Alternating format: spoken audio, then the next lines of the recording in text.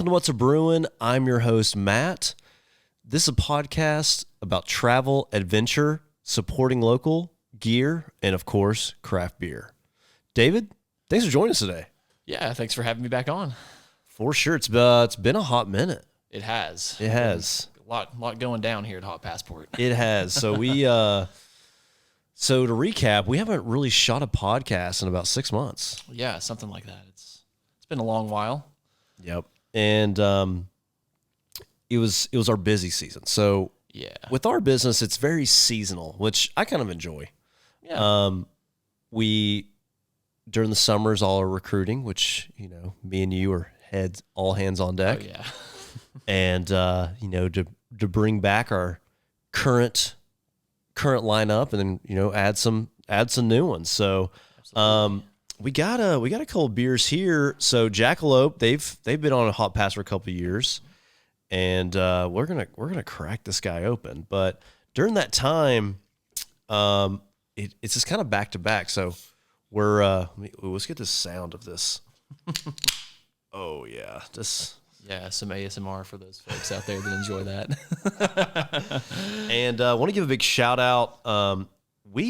David and I last year, if you haven't listened to any other podcast episodes, we're actually having to go back. We lost the audio and video for somehow of the front end of this episode you're listening to. But during our whole travels last year in 6 months, we drove 27,000 miles.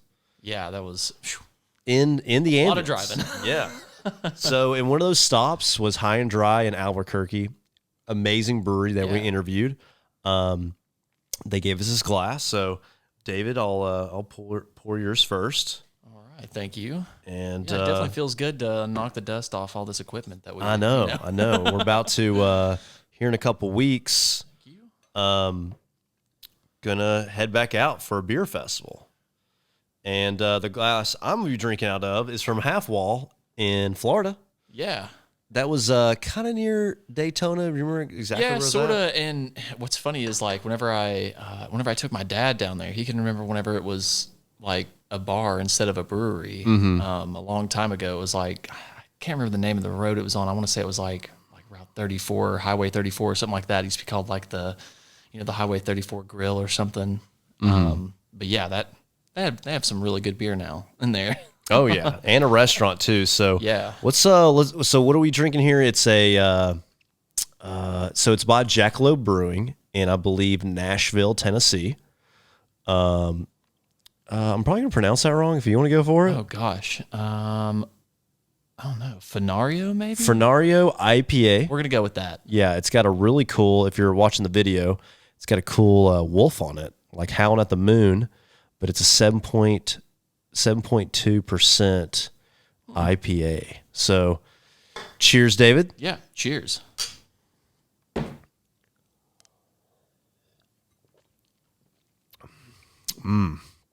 Okay. Yeah. Okay. That is really good. It's got that. I mean, it's definitely IPA. You can taste the bitterness of it. 100%. And you can feel the heaviness of it with with 7.2. It's not. Yeah, it's not one of those lighter, drinkable IPAs. Yeah, it's definitely a little bit bitter, which it's kind of been growing on me, that kind of stuff. I used to just hate the idea of an IPA altogether, not that long ago, and ever since I've kind of branched out and tried different ones, this kind of hoppiness has kind of grown on me a little bit. Yeah. There's something to it. When would you say that you started to turn last year? With your taste buds as we were doing our adventures? Gosh, probably, I don't know. It's kind of just a pretty slow process. I guess I still am going through it. I don't know. I mean, I've had a decent amount of beers now, but like, I still kind of favor towards a little bit of the like citrusy stuff. Mm-hmm. Sort of. That's kind of what I like the best. But I mean, now I would say that like IPA, like citrusy, hazy IPAs are like my favorite beers now. Oh yeah, very, very, very good. And we're going to Arizona, and we won't talk too much about it, but that's actually, if you're watching the video, you might be like, "What is on these guys' face?"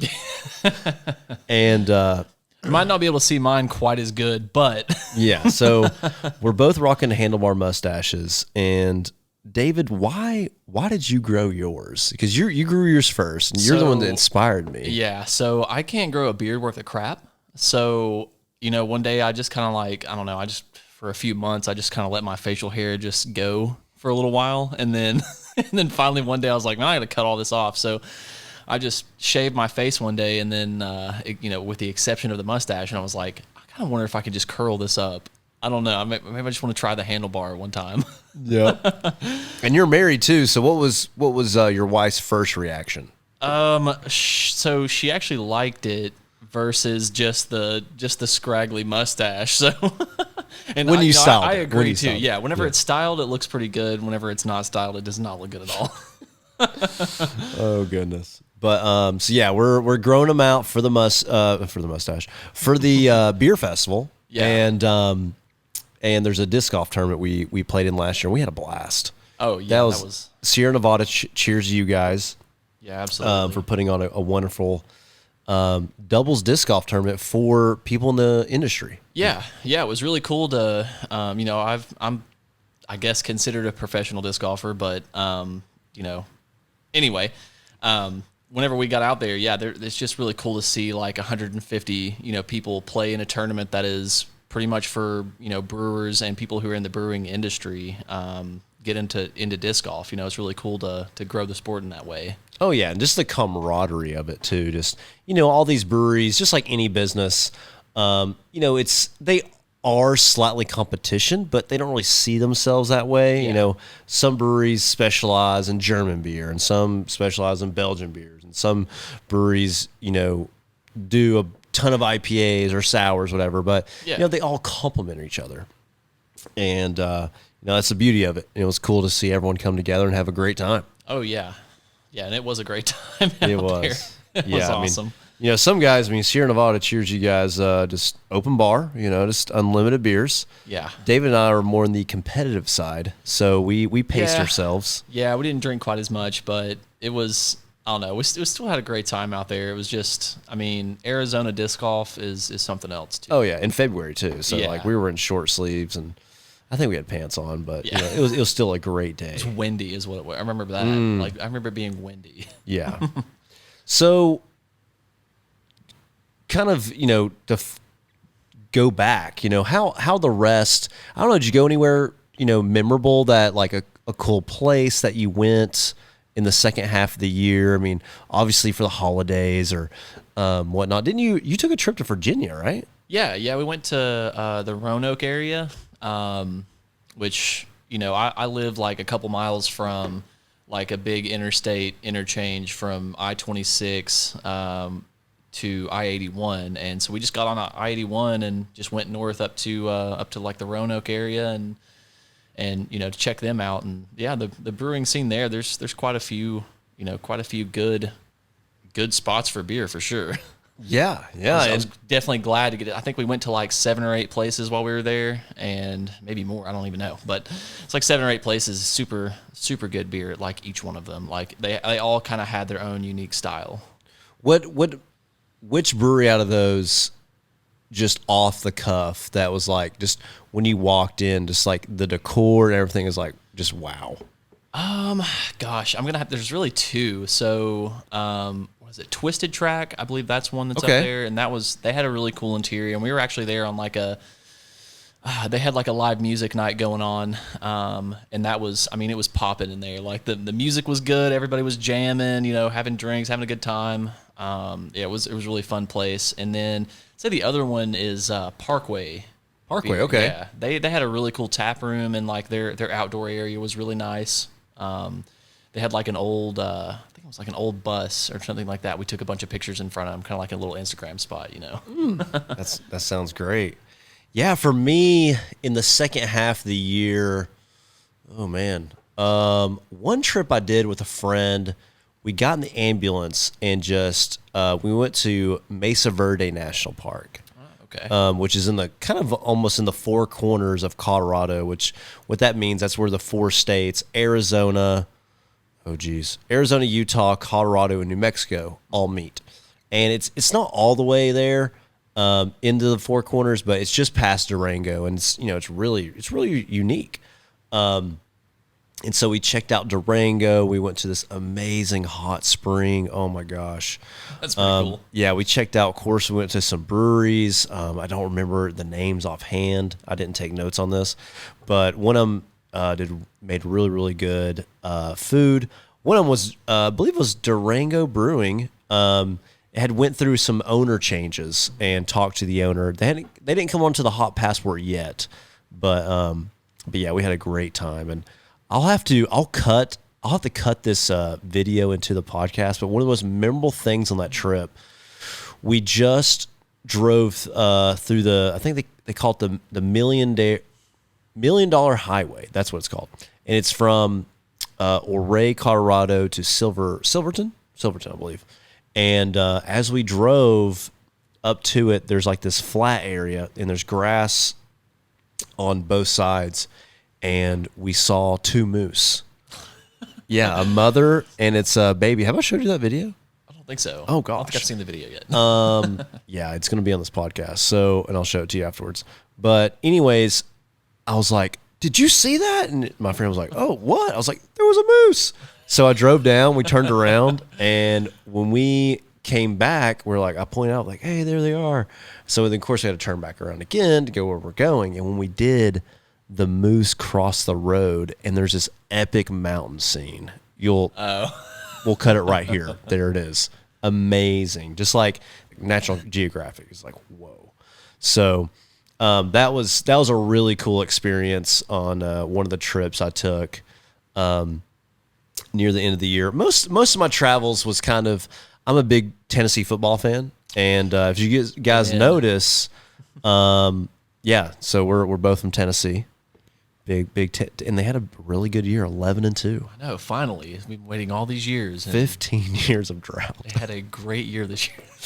And so most of my travels, which I tried to go to some breweries. I didn't go to one in Baton Rouge, which we didn't have a car, so we were pretty limited, me and my buddy.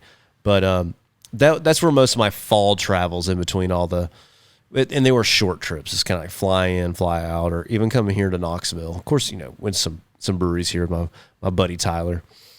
But so yeah, that's kind of how the end of 2022 went. Of course, the holidays come here and whatnot to Tennessee, and I've moved here now.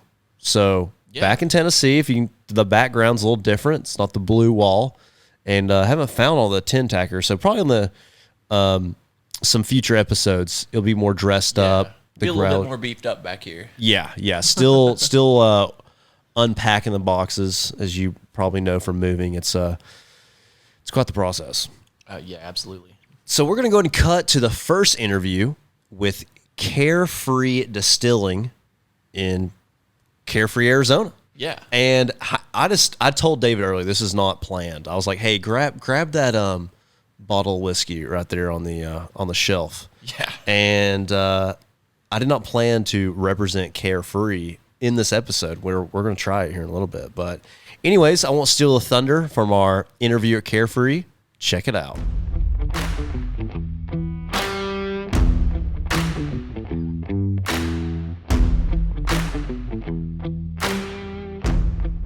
Today we're at Carefree Spirits Distilling in Cave Creek, Arizona, and I'm sitting with Jordyn. Thanks for joining today. Oh, thanks for having me. Cheers.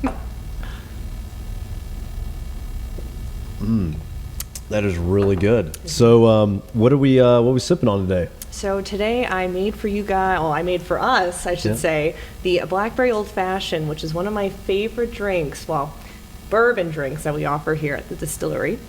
It is just fantastic, made with our homemade blackberry liqueur, a little bit of our house-made bitters, and some bourbon, of course. But yeah. Awesome, thank you. So, Carefree Spirits, what inspired the name? So the name started with Elysian Desert Distillery at first, but we wanted to change that due to the lack of people knowing how to pronounce it, and also the brewery that everyone else knows as well that we did not want to run into any issues with. So we changed it to Carefree Spirits because it just made a lot more sense with the location that we were going to be moving into, where our distillery is located. And it's a little bit confusing being in Cave Creek, but it's nice to have just 5 minutes down the road be carefree.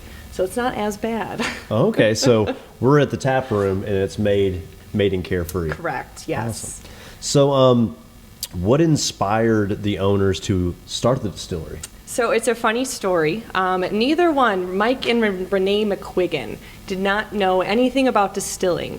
They were in a completely different I would say job profiling. And so when Mike decided to retire a couple of years ago, Renee worked from home and she said, "You're not going to be here. This is my office. You need to go find a hobby." And so she then started looking up things to do, and they ended up going to Kentucky to go to Moonshine University.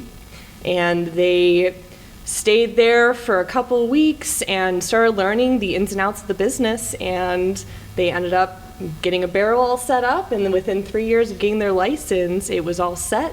They started selling, and this is where it all began. Wow. And so they also have a farm, is that correct? Yeah, so over Renee McQuiggan, she has a farm in Kansas that's been in her family for about 4 generations. Wow. And so the idea was, well, we have this farm that produces corn, why not do something with it? And so that was where they kind of started thinking about the hobby that they wanted to do, which blew into this. And so the farm in Kansas, it doesn't produce the right corn at the moment. So right now, all of the product is made in the Midwest. But when we do start getting a little bit bigger, they're going to transition the crops to be more of the corn of quality that they're looking for in their products here. So now, right now, they're kind of trying to include it, but it's a little bit too harsh for the, for the product. And so they kind of just use the corn that they're able to get, that they like, that's the quality that is correct for them, that they enjoy. But that is the dream, is that they're going to transition all of this production over to Kansas one day. Wow, that's really cool. So you guys, make your own liqueurs, like everything's just kind of in-house, where Yes. everything from, you'll get to the point where you grow your own corn, you guys make your own liqueurs and bitters. Bitters, and liqueurs, cordials, and syrups is all scratch made here, because we want to do quality. We don't want to just buy stuff at the store, because one, we really can't do that for a tasting room.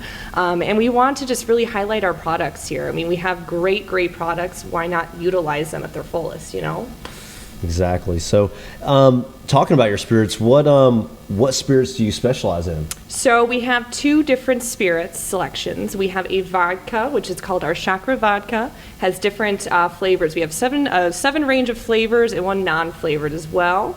And then we have 2 different proofings on our bourbon, which is a 90 proof that we make all of our cocktails with, and then a barrel strength, which does vary from like 116 to 120 proof. When it hits that 120 is really when people come in through those doors. Yeah. They love the higher proofing. And how long is the bourbon usually aged? It's usually aged over 2 years. We are aging a couple barrels a little bit longer right now to kind of save up for special events in the future comings. Okay. And then what you have? So that's your 2 product lines, correct? That is our 2 products, yes, at the moment. I know people keep asking, are we going to do more? Are we going to do more? We want to perfect what we have, and then that'll be in the near future, hopefully, that we'll start doing ryes or stuff like that, Just really expand the business. Yeah. So if people are visiting in, I know a lot of people from the Midwest, especially in the winter, like to escape to Arizona. What if someone walks in, what are the 2 top cocktails someone needs to try? So I always say we got to stick with the classics. The classic old fashioned, very, very simple, but very delicious when you do it right, and that's what everybody in Wisconsin per se, they love their old fashions. They're a little bit different than what some are used to, but we really just try to highlight our product and make it delicious. So the classic, just a little bit of simple, some orange and aromatic bitters, and some bourbon, of course, and that's all. But then for vodka, the Revitalization was one of my favorite cocktails. It's kind of our take on the Cosmopolitan, and it has one of our vodkas that is the pineapple rosemary, by far one of my favorite flavors, made with a pomegranate kiwi cordial, some lime juice, and some orange liqueur that we also make here as well. Wow, that I've gotten to taste one of them, but Sounds like the other ones might have to stick around. Hey, we get a lot of people here that always try. They come in, they're like, we need these little punch cards to try all of these drinks. I mean, we get them constantly. That's great. And then last question for you, what's a brewing? What's something that people can look forward to in the future? It might be, a new line or maybe, expanding. Oh, definitely expanding. So the dream now, since we have boomed so much, is that in just probably mid to late 2023, we plan on opening a 20,000 square foot facility. Wow. Just 5 minutes down the road from our current location, where we're going to have everything combined, our distillery to our tasting room. We're going to have like a banquet hall of sorts for weddings and parties, events. We're going to have the whole shebang, I can say, and they're very, very excited for it, and so are we here. So, yeah. That sounds great. Yeah, there's something definitely look forward to, and in a couple of years, definitely have to come. Well, now it's next year, 23. Exactly. I know, right? Time's flying. Yeah, we're here. Now it's early January. Well, Jordyn, thanks for joining us. Thank you so much. Cheers. Cheers. Well, I hope you enjoyed that interview at Carefree Distilling. It was a great opportunity to be there, and that those cocktails were just amazing. Yeah.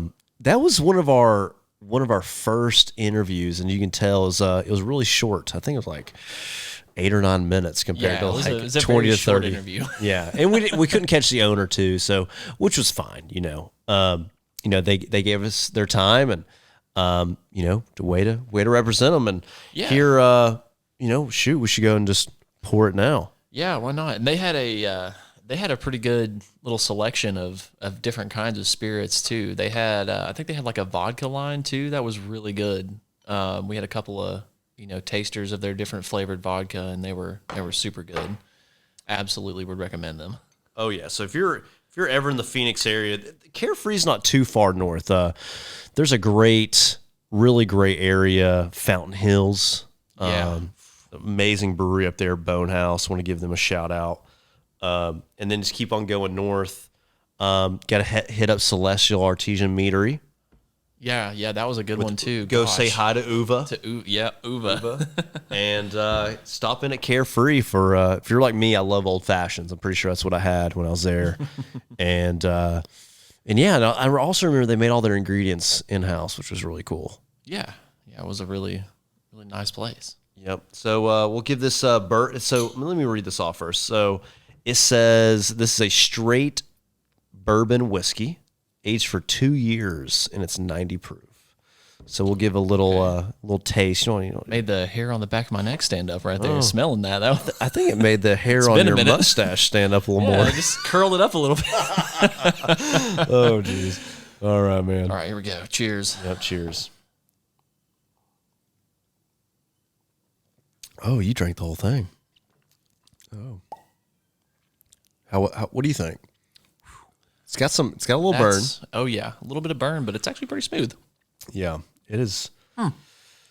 That is some desert whiskey. Yeah. In Arizona. We're going back. We already talked about that. Heavily looking forward to that trip. Especially being from the Southeast, I feel like it's overlooked for how much adventure is there. All the national parks, Horseshoe Bend. You didn't get to go. We didn't do Antelope Canyon, right? No, we didn't do Antelope Canyon, but Horseshoe Bend was definitely just breathtaking. Honestly, like it's, kind of crazy, but I really like that more than just like seeing the Grand Canyon almost. Like Horseshoe Bend was just wild. Like standing up there and just looking down and being like, that's 1,000 feet. Yeah. That was wild. I totally agree. So yeah, we'll go and cut into we can't cut in next. We have to give a shout out to our sponsors. Yeah, absolutely. How could we even forget? Who could that be? Oh, Hot Passport. Hot Passport. So if you noticed, if you're looking at the video, if not, in front of us is 2 Hot Passports. One looks like a real Hot Passport. The second one looks like would have been your yearbook back in the day. It's pretty big. So we have a Tennessee one here since we're in Tennessee. Every single location in the Hot Passport, you can get a 50% off your first 2 drinks, or if you're in states like Colorado and Minnesota where the laws let you can get a buy one, get one free beer. And so you go in, you show them their page, they stamp the page, the mark it redeemed, and then you get a BOGO or 50% off for 2 beers. But then we have, for the big time adventurers, we printed 250 of these large books. Yeah. That are pretty big. And And special to get one of these. yeah, well, you don't have to be too special, but because we've been selling them on the digital passport. So we had like, man, you should print a big one. I was like, all right, we'll print the whole thing. So there's 1,200 locations printed in that book. So if you're going to hit at least 2 or 3 different states this year, like if you live in Minnesota, you might head over to a football game or basketball, or just if your cabin's in Wisconsin, whatever. Yeah, be totally worth it. And you're going to go to the beach too. I mean, if you live in Minnesota in the Midwest, you're going to have to escape the cold and go see the ocean. Point. Yeah. So I was only up there for like a day, and no, it's not for me. oh man, yeah, we were there in November, early November, and I think there was like 3 inches of snow on the ground. It was like 25 degrees. Yeah. And we had to drive to Colorado. And also we have here on the table, we got a few hats. Just we have quite a bit of merch on our website. Yeah. And so we got some cool Richardson hats. We got some like old school golf hats. We got hoodies, hats, bottle openers, fanny packs, bucket hats, hoodies, shirts, you name it. Oh, the bucket hats, you got to check those out. Those are awesome. Shout out to Be Fresh for making those Be up Fresh. and making an amazing design, which will be, if you see us at a beer festival this year, you'll be seeing that design on our tents. Yeah. So You'll probably anyways. see that hat on my head, so. Yeah. Especially in Arizona, I'll probably be rocking it. So we'll go and skip on to the second interview with Cheryl at Florida Keys Brewing. I love this brewery. So I'm very fortunate, and David got to go down there with us. And my aunt and uncle live in Key Largo, which is, so in the Keys, each key is a different island. And so in the Keys, I forget the first one, but the second one is Key Largo, and the third one is Islamorada. And there's 2 breweries there. There's Florida Keys Brewing and Islamorada Brewing. And you have the very fortunate, you get to listen to my interview with Cheryl, who is the co-owner. Her and her husband own this brewery. They have a couple kids, and wonderful story. And it is, when you go to this brewery and on the patio, grab a beer, walk on the back patio, like there's always live music in the back, and it just incorporates what you would think a brewery in the Florida Keys would be like. Oh yeah, the vibe there was awesome. Yeah, and just all the decor, like more of the tie-dye and more of the like the little bottle, like the bottle caps all over everything, but Yeah, and the names too. Like I remember sipping on some iguana bait. Yep. Sipping on some iguana bait in the Florida Keys, Yep. So, anyways, we'll go and cut over to this interview. Check it out.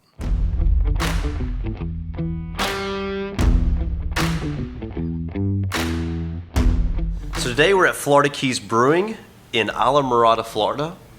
Cheryl, thanks for joining us. Cheers. Cheers.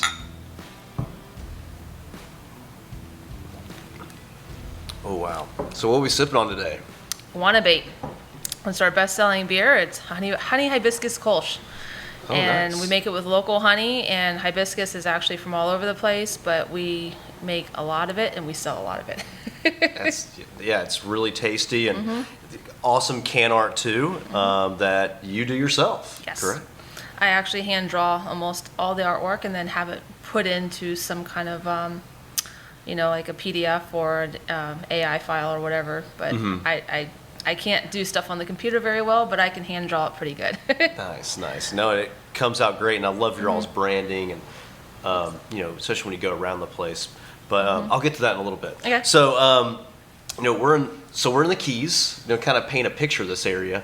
And what Islamorada is was it second or third island as you start driving down from? It's like the third. Yeah. Third? Yeah. So it's considered the upper Keys. Okay. There's upper, middle, and lower Keys. Yeah, we're probably we're right between the upper and the middle Keys. Okay. And when people come to this area, most people, Florida Keys, they think at the very bottom. And, Oh yeah, everyone thinks the you're very- from Key West. Yeah. It's 80 miles away. Yeah. And what would you recommend to someone that comes to this area, like an attraction and other excursions that Islamorada is known for?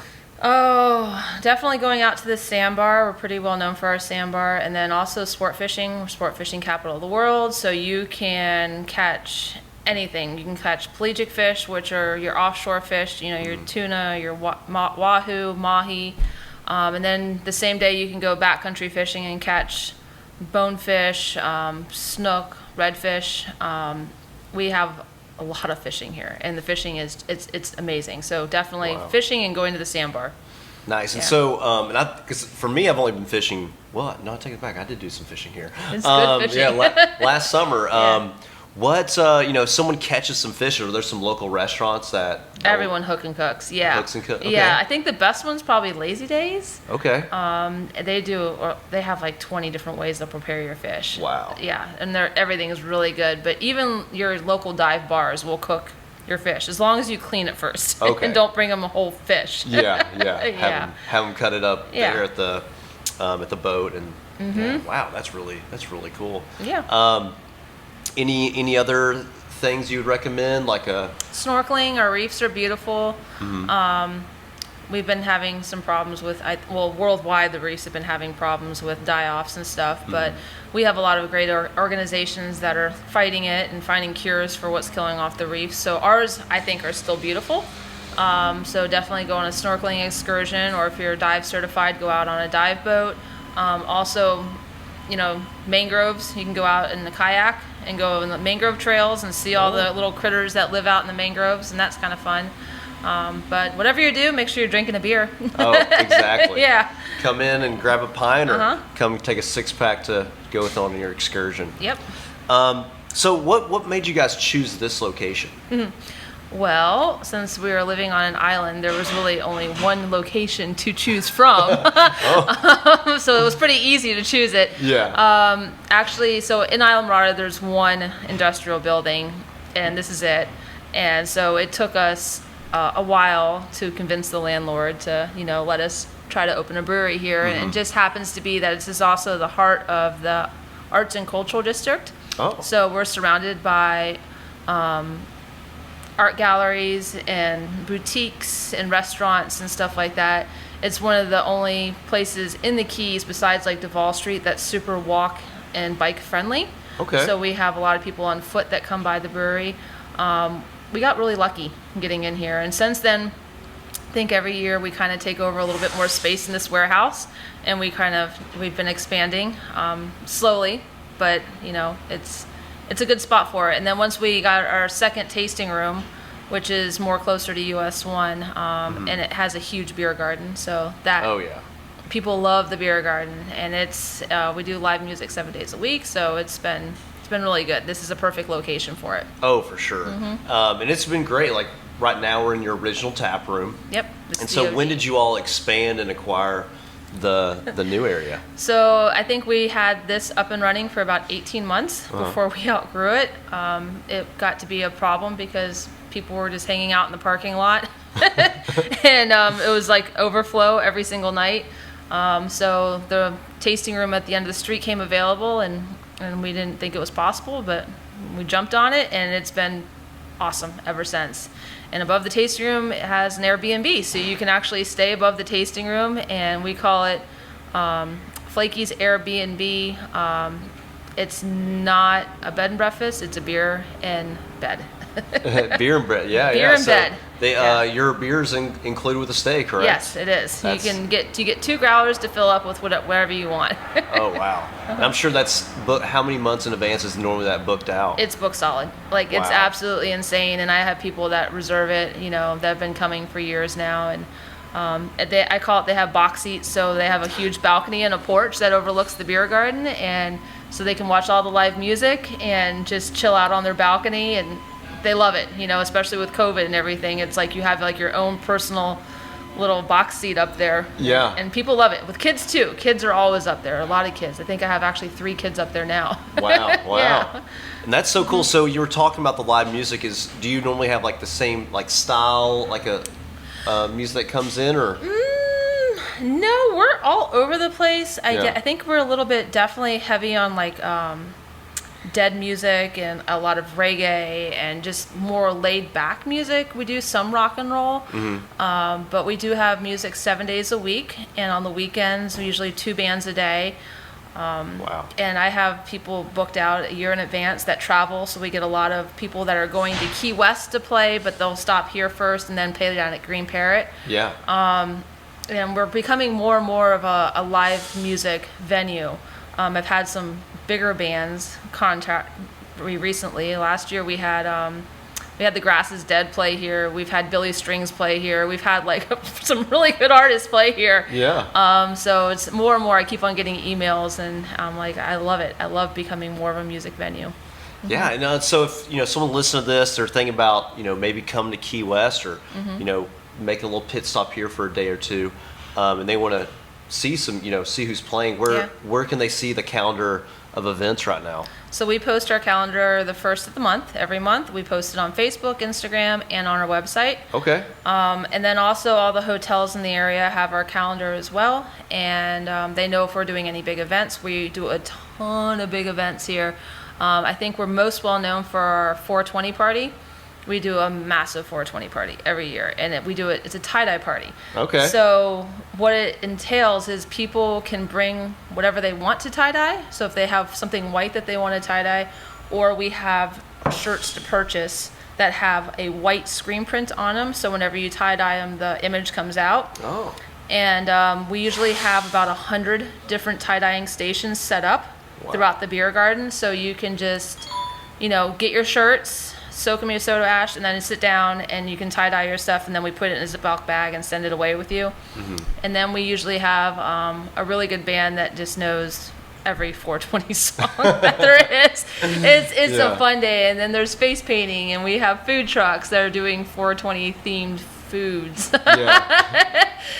It's become really, really popular. People come all the way from Key West just to come up and do the 420 party. So. Yeah, that's awesome. Yeah, but then we do a ton of other ones. We do Fat Tuesday and St. Patrick's Day, and Oktoberfest is a big one. And just, we love throwing parties. We'll never say no to a good party. Oh, yeah. Especially, you always have to be having fun, right? When you're already working in beer, and so, of course, that's fun. And, we'll definitely get some pans and stuff of the brewery in the beer garden. What kind of style would you say that is? I mean, we're definitely on an island. We are Keysy, definitely Keysy, meaning super laid back, nothing fancy, anything goes. You can bring your family, you can bring your dog, your pet, your parrot, whatever you want to the beer garden. It's very, very laid back. Yeah. There's nothing fancy about it. But I think that kind of is what Keysy is. It's like you recycle a lot of your decorations and stuff that you find. There's no reservations. There's no any kind of, it's just anything goes, really. Yeah. And that's what I love about down here. You never know who you're going to run into. I mean, we've had a lot of famous people in the brewery, and you would never know them from, anybody else, because it's laid back and Keysy. Yeah. I like that. I like that a lot. Very laid back. Got the tie-dye and all that going on. A lot of tie-dye, yeah. That's kind of worked into our, in the beginning, like, I've always worn a ton of tie-dye. And then I started working it into our merchandise and stuff, and then all of a sudden we became, like, known for tie-dye, like, overnight. And so we sell a ton of tie-dye. We do tie-dye parties. I actually do tie-dye parties for other bars and restaurants throughout the Keys, too. Wow. And it's just a really good time, and I call it Keys camouflage, because if you're wearing tie-dye, you kind of just blend right in with everybody else down here. Yeah. So, it's good times. And that's great. And you, I think you guys, you do these big events for like holidays and different things. What are some events you do for more local? For the locals. We do a ton of charity events. I have a hard problem saying no to anything. But whenever it comes to doing benefits, we stick by the guidelines if it has to do with seas or fleas. Okay. Meaning anything to do with the ocean, we will help sponsor and benefits. Or if it has to do with animals. So SPCA, Humane Society, Marvelous Pet Rescue. We help all of them. We do all of their big functions. We donate beer for it. We'll donate silent auction prizes. We donate our help. And I think a couple of the biggest ones we do is Moat Marine Lab. We do all of their big events, and then also ICE, Island Community Entertainment, which doesn't have to do with Caesar Fleas, but it does have to do with music, which we also love. Yeah. And that gives scholarships to local kids for arts and music scholarships. And they do like Baygrass Bluegrass, they do Bay Jam, and we donate all the beer for those events. And we provide people to sell it and all the stuff to sell it. And they make a huge profit off of it. That's so great. We love helping out our community. My husband is president of the chamber. We're very, very hands-on and community-oriented. We love doing cleanups, shore cleanups.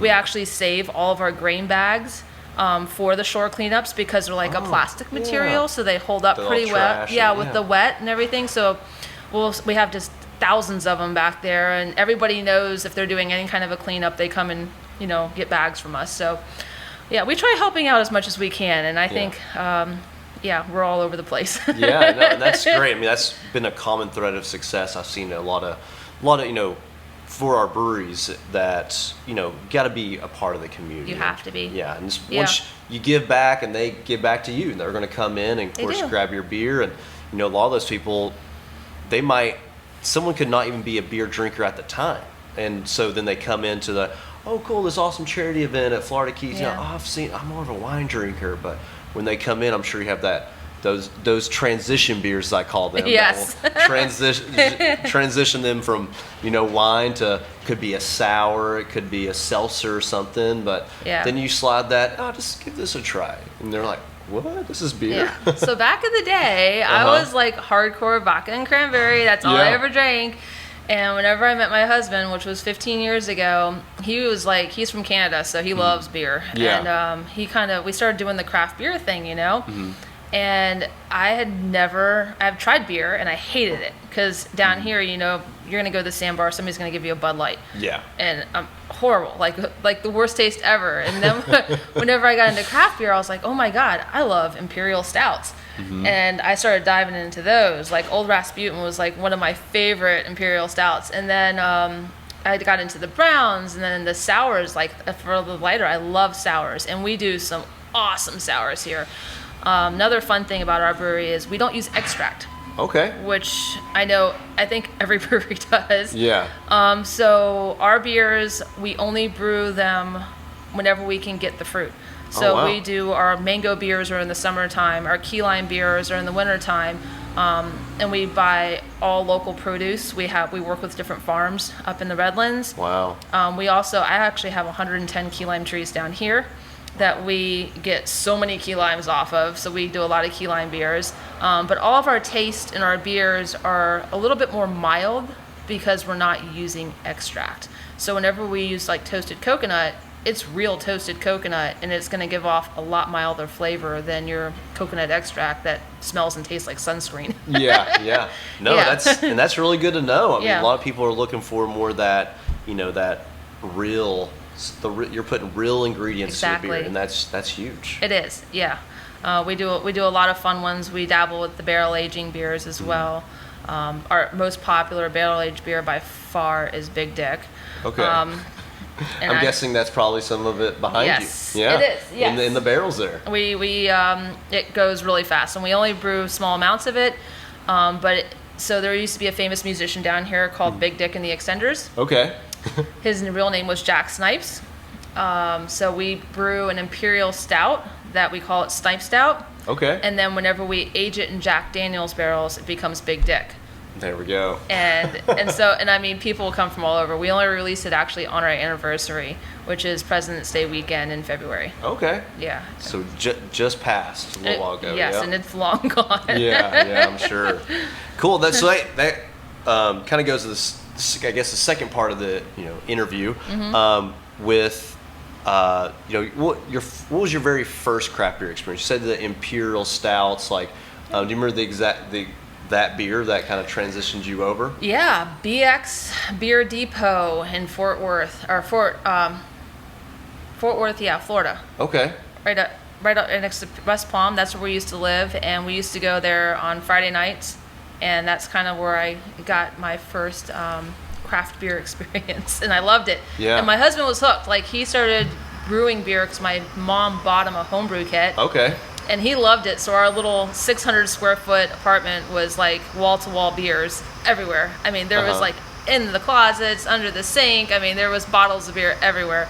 And he had a great job. He was an engineer. And it was kind of like once we started doing it, and then he built his own brewery in our garage. Once we got a garage, whenever I say built, I mean like built it out of like kegs and different things that he found, like built a brewery. Wow.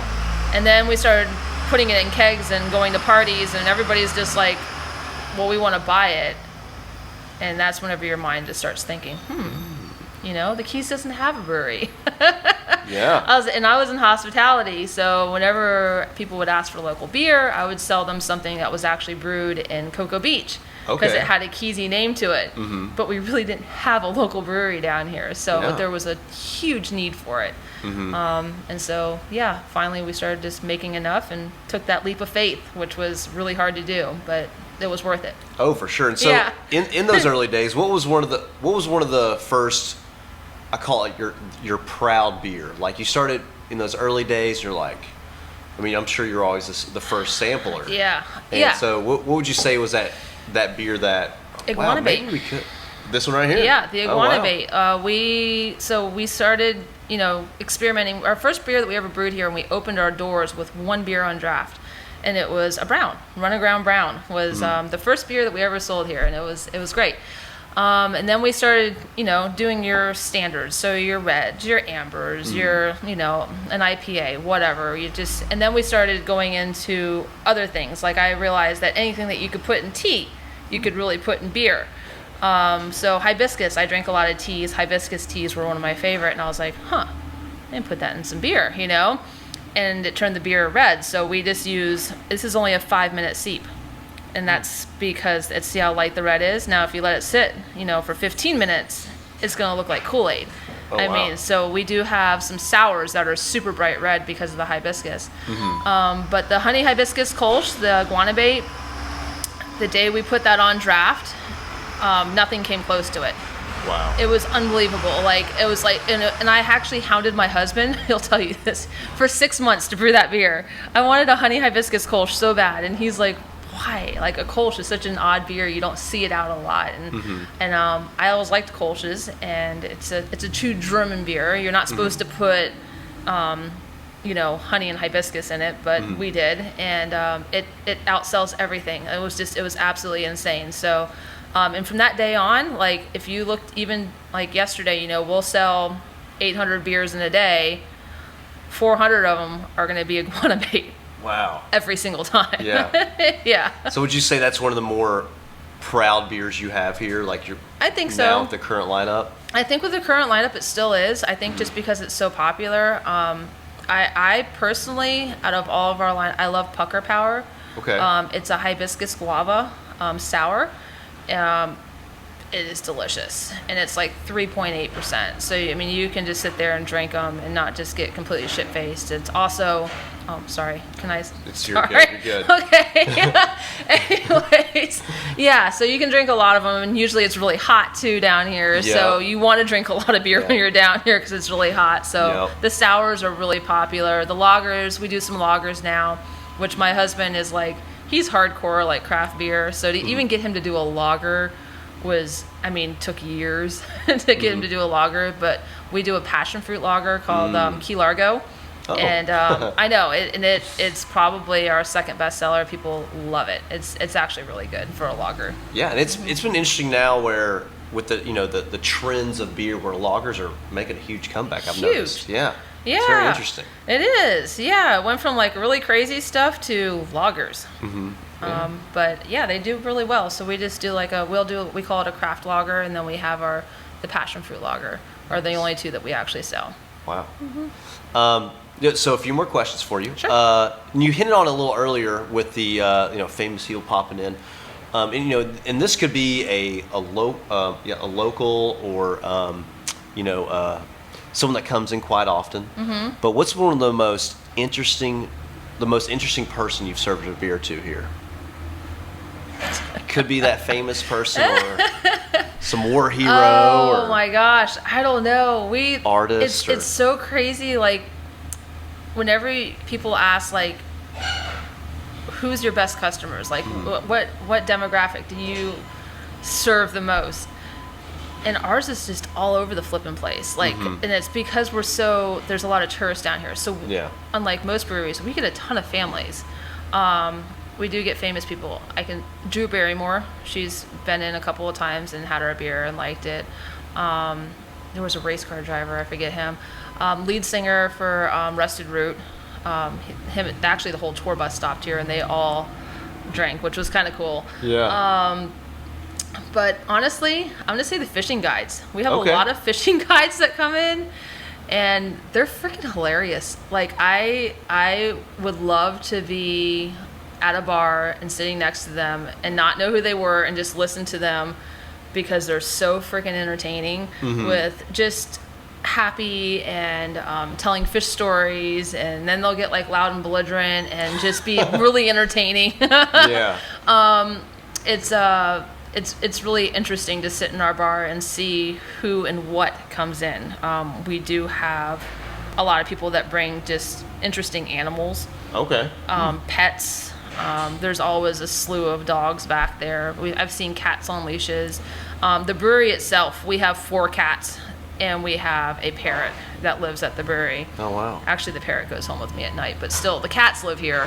And so, yeah, you never know what's going to walk through that door. And nothing surprises me anymore. I mean, we get bikers, we get, like I said, families, old people, like really old people that have never had craft beer before. Wow. That on a rainy day, they're going to come in and, just because we're a really cool, fun thing to do down here, they'll come in having no idea what they're getting into. So it's just, you just never know. That's great. That's great. And then, what would you say your secret to success has been? Always being here. Actually, working in hospitality, I have a couple of people who really stuck out, and taught me how to run a restaurant or a bar. And one of them, was a close friend of mine, and he said, you always have to be there to make your business successful. And me and Craig are always here. We're here on the weekends, we're here during the day, during the week, as much as we possibly can. Our kids have grown up here. Like, literally, whenever I used to bartend in the OG tap room, my kids were in walkers in the bar, and twins. So they would walk around in here and people would be like, oh my gosh, is that really yes. So yeah, just always being here and really caring about everything. Like, I probably care too much about how things look, but at my beer garden, every day I'm back there blowing the yard, raking the leaves, watering the plants, picking up the cigarette butts in the trash and whatever else, And I think also having my bartenders and my staff seeing us work that hard, it makes them want to work that hard. The energy spreads, and you're does. setting an example as well. It does. And I have literally the best staff in the Florida Keys. And I do know that for a fact because I've worked at every bar and restaurant down here before opening a brewery, and I saw what it was like. And trust me, my staff is unbelievable. They've all been here forever. The brewers and the bar staff, and they all really do care about this place. That's and great. it is very family oriented as well. I mean, my mom is back in the beer garden cleaning it up 2 or 3 days a week. Because she likes to and she wants to help. My nephew, who is 18, will be, bussing tables and helping us on the canning line during the summertime. So,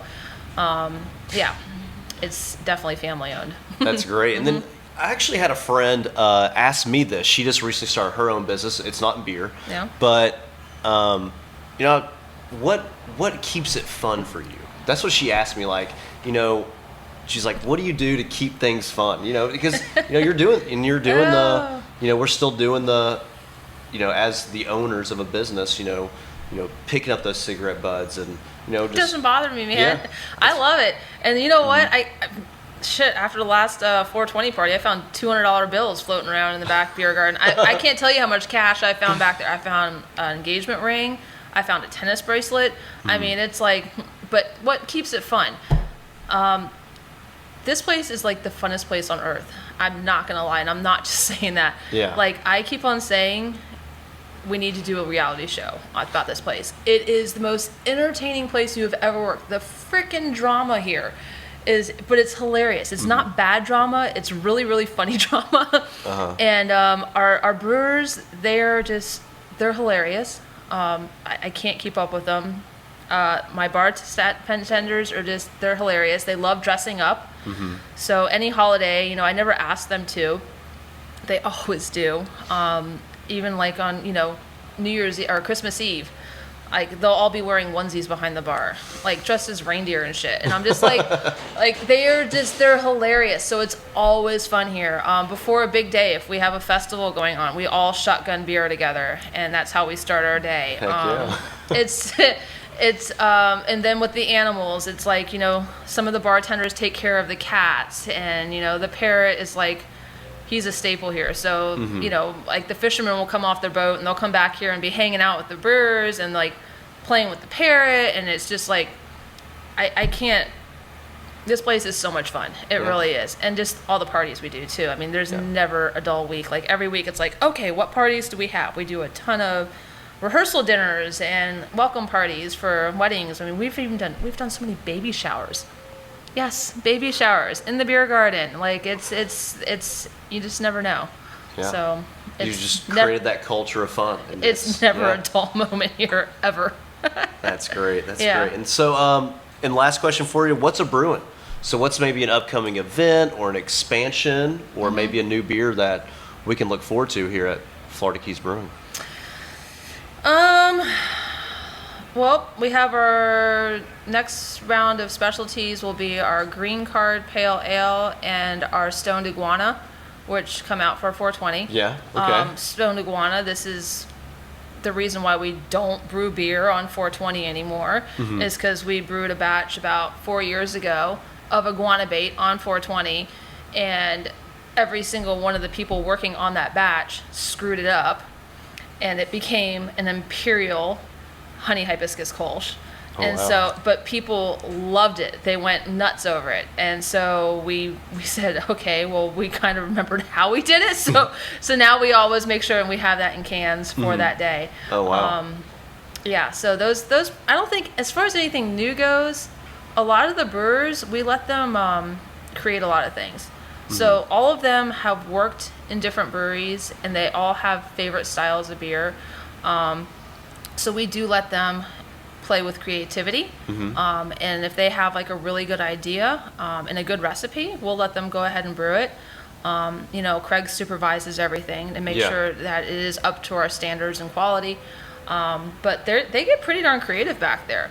The names that they come up with, I have to regulate those because sometimes they're really inappropriate. And I'm like, you can't put that on the chalkboard. Like we have way too many kids that come in here. But the whole staff is like super creative. So we do have a lot of really cool named beers. Nice. and a lot of just really far out funky stuff that that they'll brew. Like they have I think a hazelnut red up there right now, which is it's amazing. Yeah, we don't do anything with glitter or food dyes in it.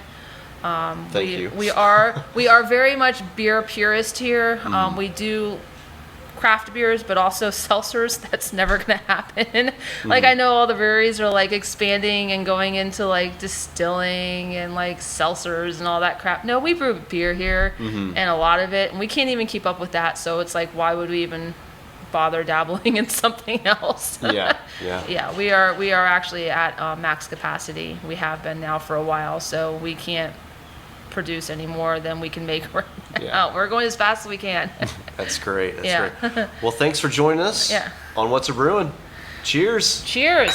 We need another beer. I do. Well, I hope you enjoyed that interview with Cheryl at Florida Keys Brewing.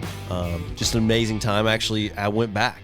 So one of my best friends, Tyler, we went to the Orange Bowl game in Miami, and when I looked at flights, this was nuts, because this just shows how Tennessee fans are crazy. I think it was the second or third day after they announced that we were going to the Orange Bowl. The flights from Knoxville to Miami were like $900. Oh my gosh. Yeah. So I was like, man, I could fly to like France for that. It's like, and I called Tyler like, hey, do you want to spend $900 on a flight or should we drive? And he was like, yeah, we should drive because that's $1,800 that could be used on a lot better things. Yeah. So his wife was very fortunate, and we took her car that's much, much better in gas mileage, and we just had a good time. We left super early. We went to a few breweries, and then we went right to my aunt and uncle's house. And of course, where did we go?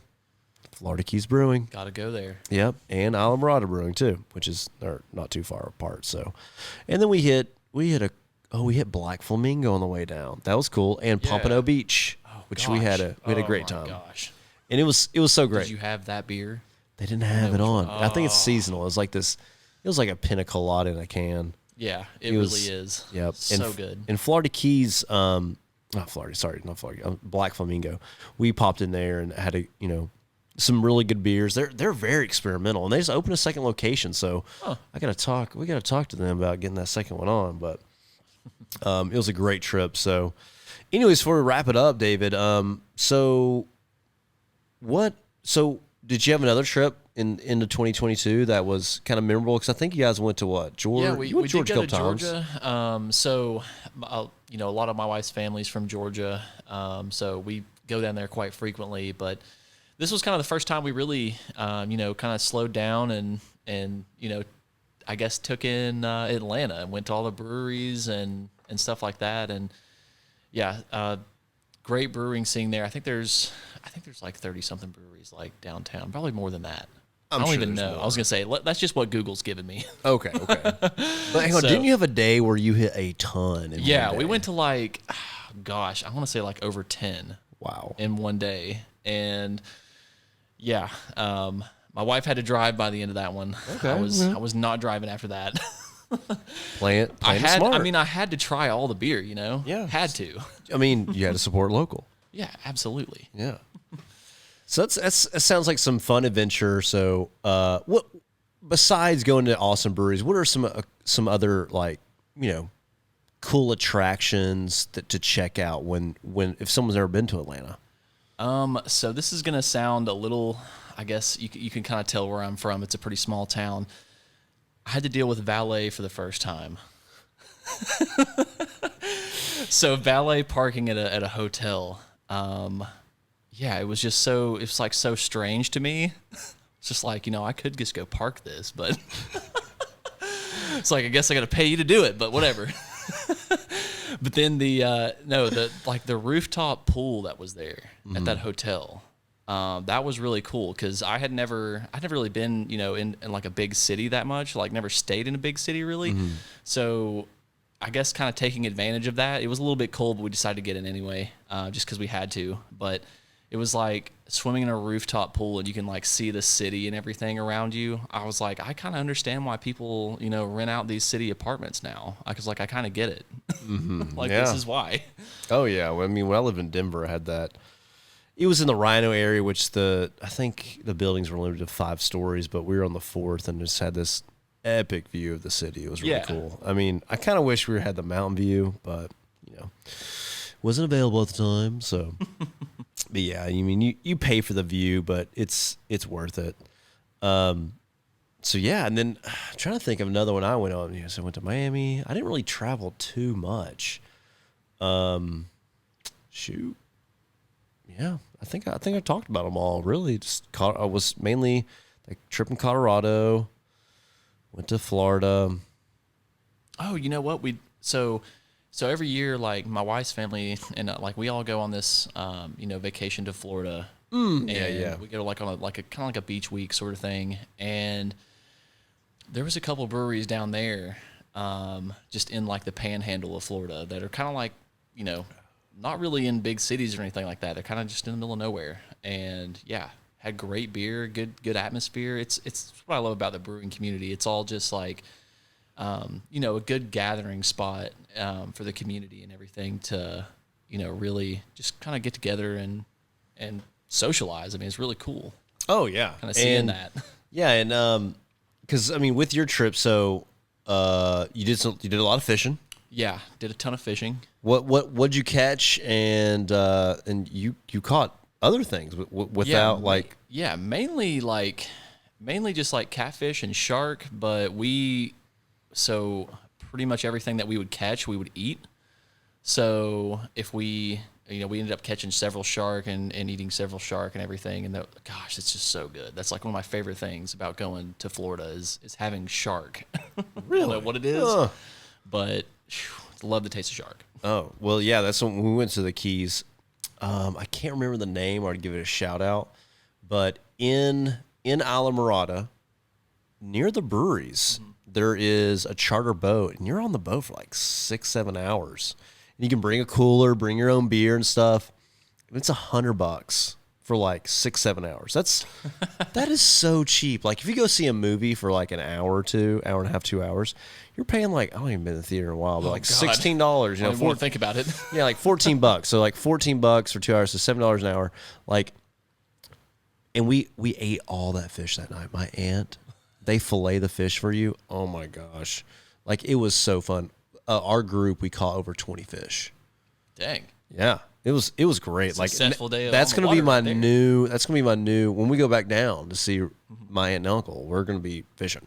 Yeah, we can catch some dinner tonight. So, anyways, guys, thanks for giving us a listen to What's a Brewin', David. So yeah, I think you're out of both. So I would give you a cheers. I mean, that's okay.